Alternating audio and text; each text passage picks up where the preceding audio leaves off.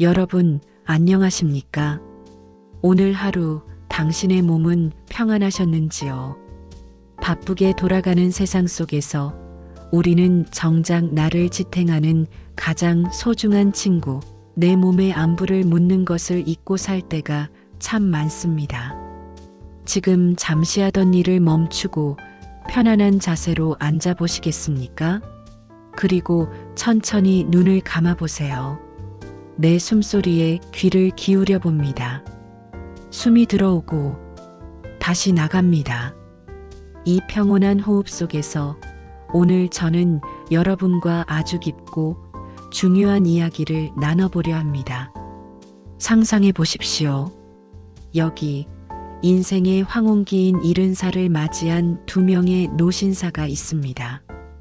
두 분은 같은 해에 태어나 똑같이 격동의 시대를 살아왔고 똑같이 자식들을 키워냈습니다.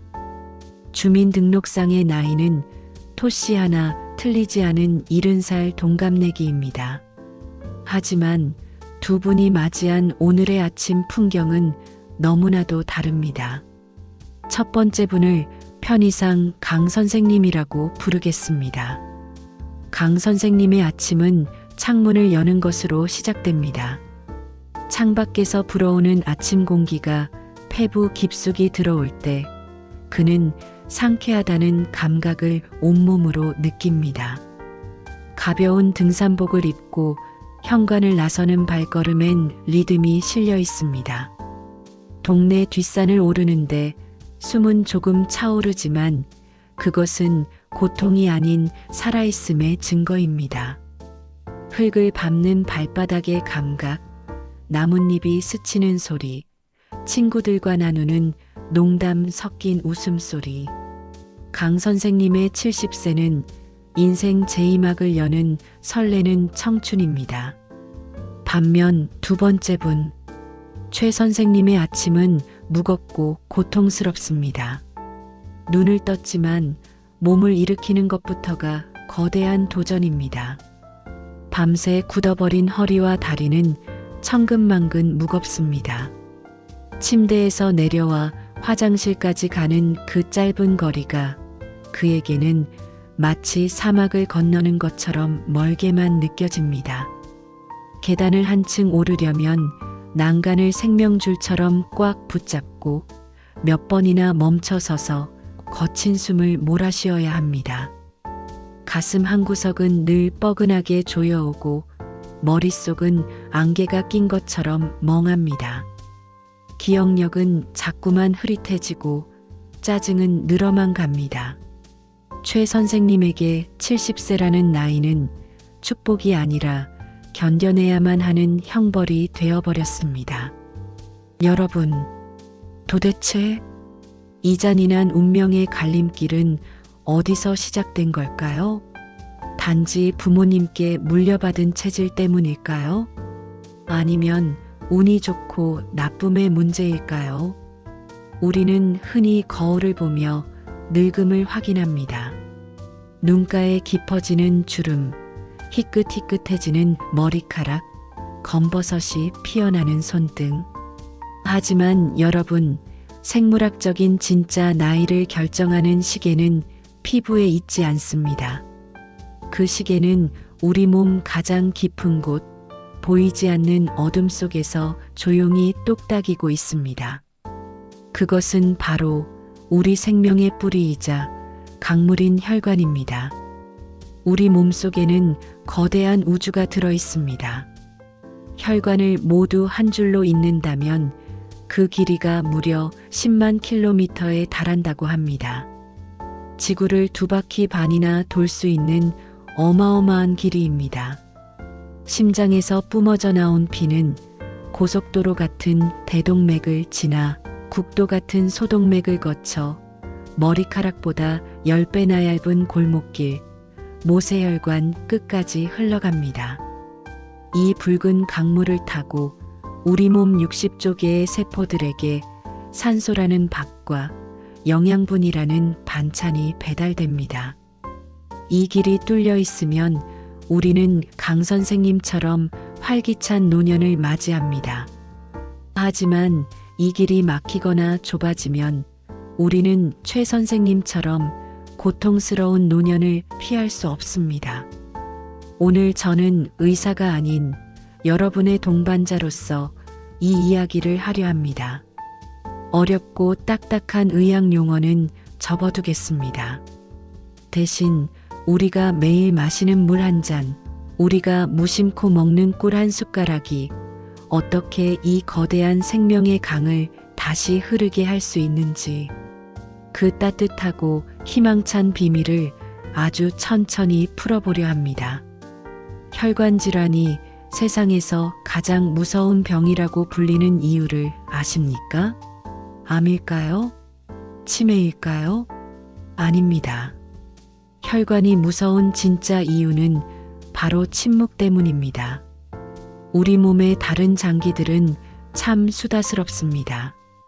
위장은 조금만 상한 걸 먹어도 배가 아프다고 요동을 칩니다. 관절은 비가 오거나 무리하면 쑤신다고 신호를 보냅니다. 피부는 조금만 긁혀도 따갑다고 비명을 지르죠. 하지만 혈관은 너무나도 과묵합니다. 혈관 안쪽에 기름때가 끼고 벽이 딱딱해지고 통로가 절반 넘게 좁아져도 혈관은 단 한마디 불평도 하지 않습니다. 그저 묵묵히 좁아진 틈바구니로 피를 보내기 위해 안간힘을 쓸 뿐입니다. 주인님, 지금 좀 힘들어요. 라는 말 한마디 없이 70%가 막힐 때까지 버티고 또 버팁니다. 그러다 어느 날 더 이상 버틸 수 없는 한계점에 다다르면 마치 댐이 터지듯 예고 없이 무너져 내립니다. 제 지인 김 선생님의 이야기를 들려드리겠습니다.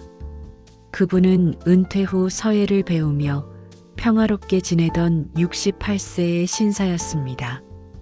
건강검진에서 혈압과 콜레스테롤이 조금 높다는 이야기는 들었지만 나이 들면 다 그런 거지 뭐. 난 술, 담배도 안 하고 밥도 잘 먹는데 괜찮아. 라며 웃어넘기셨습니다. 정말 아무런 증상이 없었거든요. 어느 화창한 화요일 아침이었습니다. 아내가 끓여준 구수한 된장찌개 냄새가 부엌을 가득 채우고 있었습니다. 김 선생님은 식탁에 앉아 숟가락을 들었습니다. 여보, 오늘 찌개 맛이 참 좋. 말을 맺으려던 순간이었습니다. 내 혀가 아닌 것 같았습니다. 입안에서 둔탁한 돌덩이가 구르는 듯한 느낌. 이상하다고 생각하며 숟가락을 다시 쥐려는데 손이 말을 듣지 않았습니다. 마치 뇌에서 보낸 신호가 손끝으로 가는 도중에 툭 끊어지는 느낌이었습니다. 쨍그랑 숟가락이 바닥에 떨어져 뒹구는 소리. 그 날카로운 파열음이 김 선생님의 평온했던 인생을 가르는 소리가 되었습니다. 응급실에 실려가 눈을 떴을 때 진단명은 뇌졸중이었습니다. 뇌로 가는 혈관이 막힌 것이죠. 마비된 입술을 힘들게 움직여 그가 내뱉은 첫 마디는 이것이었습니다. 나는 아무 증상도 없었어. 억울해. 네, 맞습니다. 겉으로 드러난 증상은 없었습니다. 하지만 혈관 안에서는 이미 30년 전부터 조용한 전쟁이 벌어지고 있었던 겁니다. 여러분이 살고 계신 집의 수도관을 한번 떠올려 보십시오. 지은 지 30년 된 아파트의 수도관을 뜯어보면 안쪽이 어떻습니까?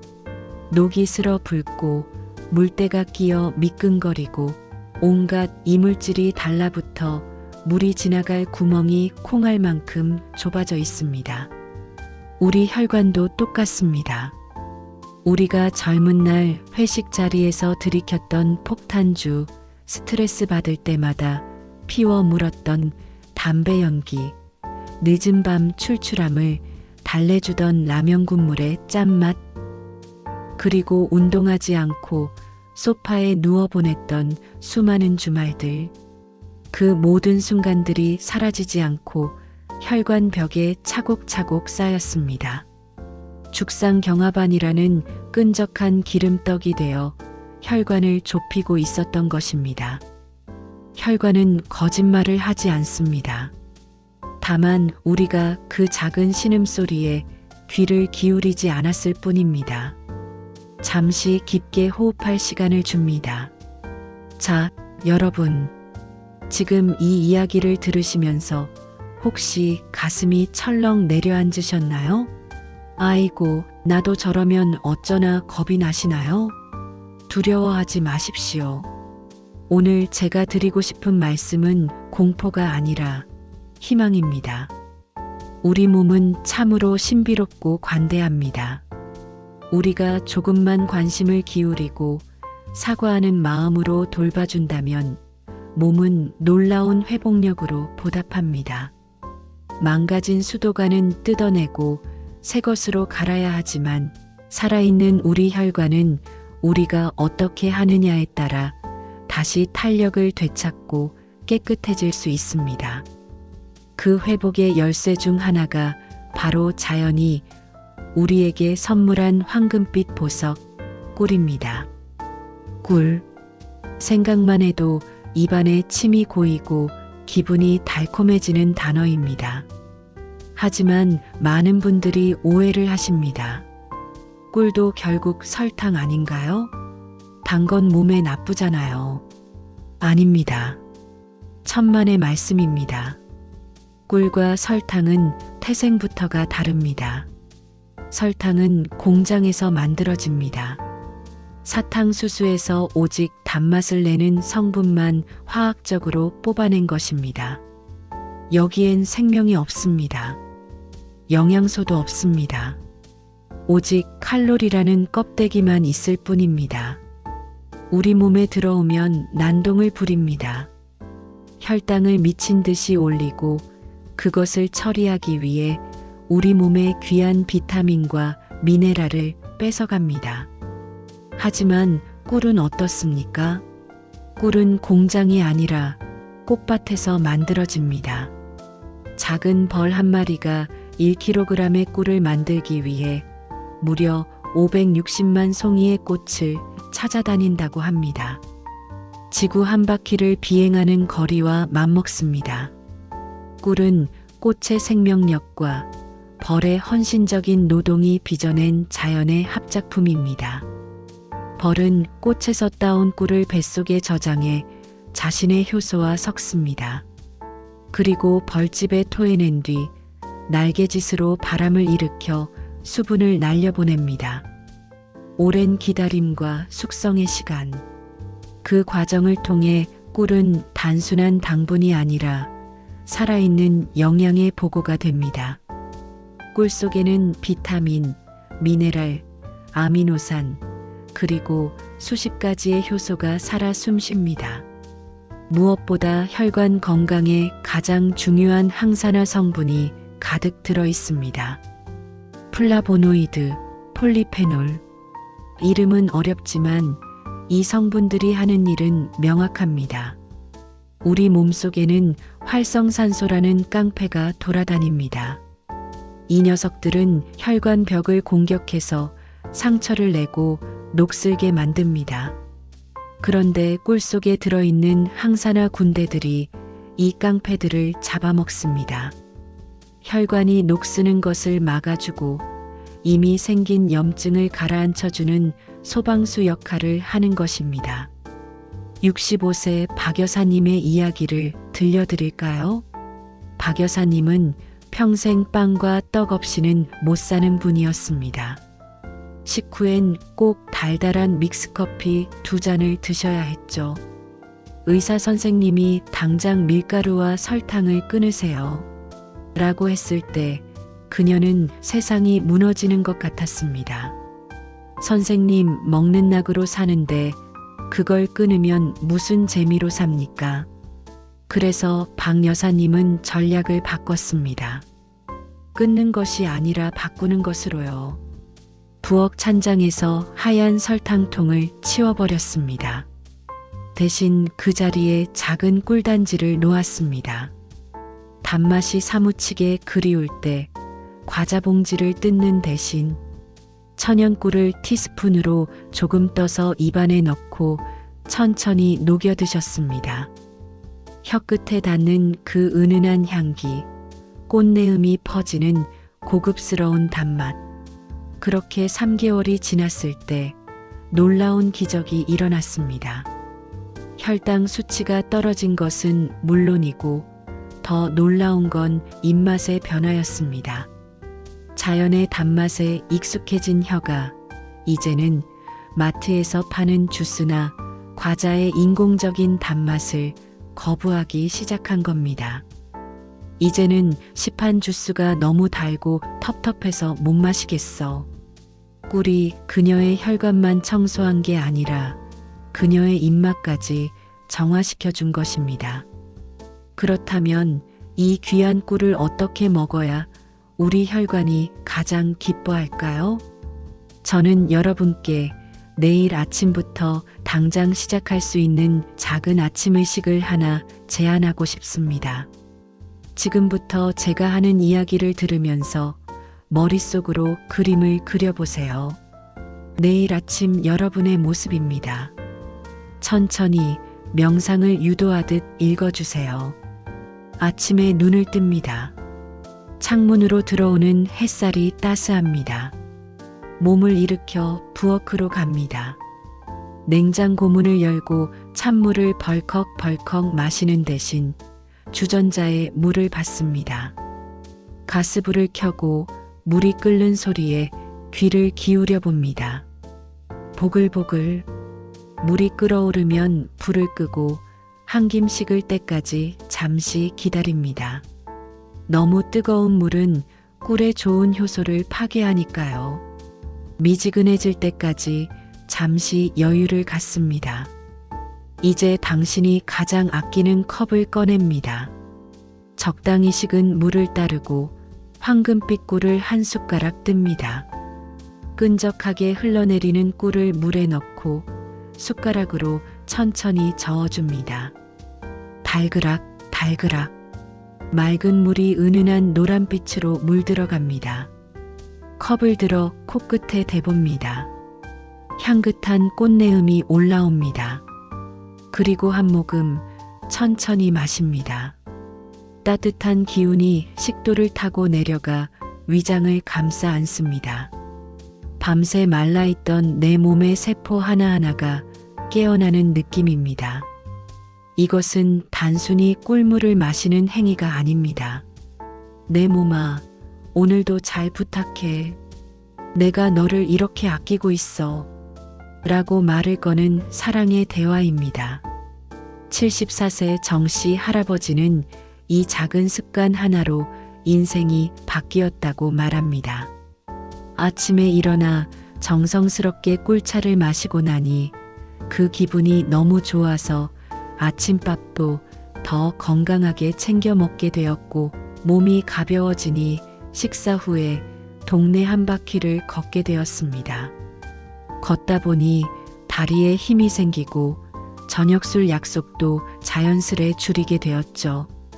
꿀물 한 잔이라는 작은 도미노 하나가 쓰러지면서 건강한 식사, 운동, 금주라는 거대한 도미노들을 차례로 쓰러뜨린 것입니다.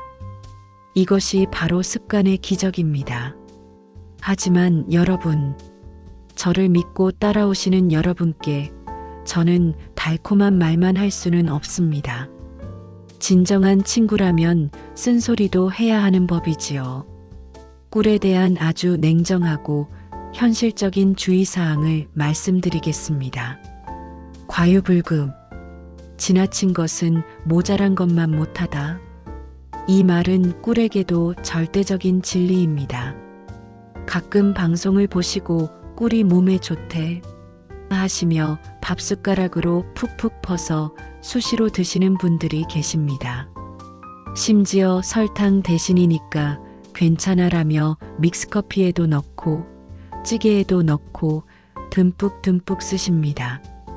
여러분, 제 눈을 보고 잘 들어주세요. 절대 안 됩니다. 냉정하게 말해서 꿀도 결국은 당입니다.